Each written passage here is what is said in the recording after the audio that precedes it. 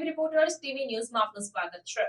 ચાંદીપુરા વાયરસના કહેર વચ્ચે હારીજના ધુણિયા વિસ્તારમાં ભૂગર્ભ ગટરના પાણીથી ખદબદતી સમસ્યાને લઈ સ્થાનિકોએ તંત્ર વિરુદ્ધ હાય હાયના નારા લગાવી મામલતદારને આવેદનપત્ર આપ્યું।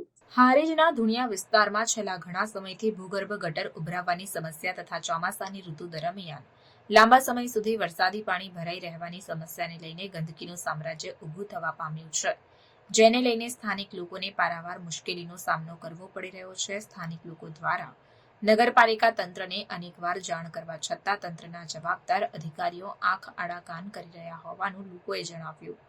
ધુણિયા વિસ્તારના લોકોએ વધુમાં જણાવ્યું કે ભૂગર્ભ ગટરના ગંદા પાણી તેમજ વરસાદી પાણી લાંબા સમય સુધી ભરાઈ રહેતા ગંદકીનું સામ્રાજ્ય ઊભું થવા પામે છે, જેને લઈને અભ્યાસ કરવા જતા બાળકો તેમજ રાહદારીઓને ભારે મુશ્કેલીનો સામનો કરવો પડી રહ્યો છે।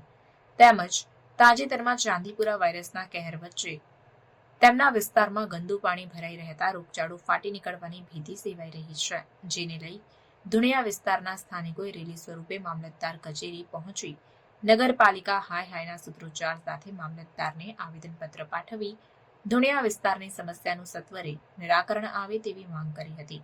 જો સત્વરે ગંદકીની સમસ્યાનું નિરાકરણ નહીં આવે તો આગામી સમયમાં યોજાનારી નગરપાલિકાની ચૂંટણીનો બહિષ્કાર કરવાની ચીમકી પણ ઉચ્ચારી હતી। રિપોર્ટર વિરમ ઠાકોર। હું ધુણિયા વિસ્તારમાંથી આવ્યો છું। મારું નામ વિનોદ ઠાકોર છે અને અમે કેટલા સમયથી ગટરની રજૂઆત કરી અને પીવાના પાણીમાં ગટરનું પાણી આવે કેટલી વખત વારંવાર રજૂઆત કરી, અમે સ્વાગત અરજીઓ કરી પણ કોઈ નિર્ણય લેવાતો નથી અને અત્યારે ગટર એટલી ઉભરાય છે, હેડવાની જગ્યા નથી। અત્યારે ચાંદીપુરા નામનો વાયરસ આવ્યો હોય પણ કોઈ તંત્ર કામ કરતું નથી। આપની શું માગણી છે?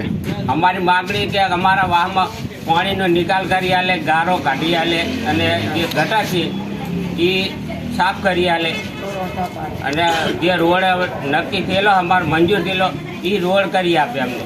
આગામી સમયમાં જો માગણી સ્વીકારાશે નહીં તો આપ શું તો અમે ચૂંટણી કાર્ડ જે આ ચૂંટણી આવશે એનો બહિષ્કાર કરશે, નગરપાલિકાની આવે ગમે તે। મારું નામ શંકુબેન છે। અમે ધુણિયાની અંદરમાં રહ્યા છીએ। અમે પણ એ તમારા મામલતદારમાં સાહેબને બધાને અમે જાણ કરી છે, પંચાયતમાં ગયા છે પણ અમારી કોઈ પણ રાડ સાંભળતું નહીં। જ્યારે મતદાન આવે ત્યારે હવે પણ પંચાયત કરવા ધુણિયાની અંદરમાં આવે પણ અત્યારે અમારી કોઈ રાડ સાંભળતું નહીં।